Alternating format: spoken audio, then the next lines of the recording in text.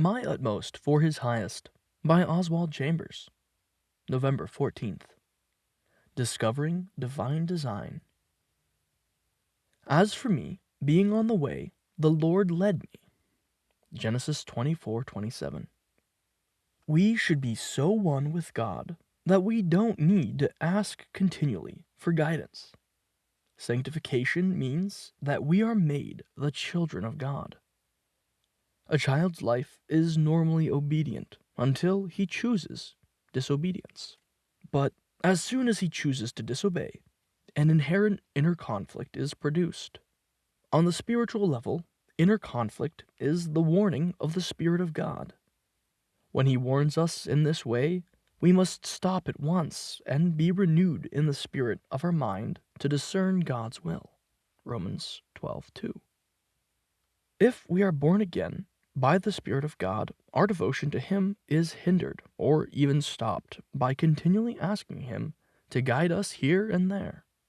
The Lord led me, and looking back, we see the presence of an amazing design. If we are born of God, we will see His guiding hand and give Him the credit.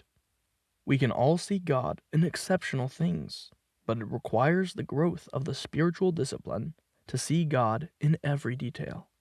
Never believe that the so-called random events of life are anything less than God's appointed order. Be ready to discover His divine designs anywhere and everywhere. Beware of being obsessed with consistency to your own convictions instead of being devoted to God.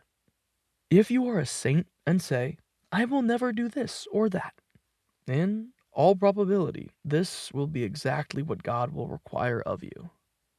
There was never a more inconsistent being on this earth than our Lord, but he was never inconsistent with his Father. The important consistency in a saint is not to the principle, but to the divine life. It is the divine life that continually makes more and more discoveries about the divine mind.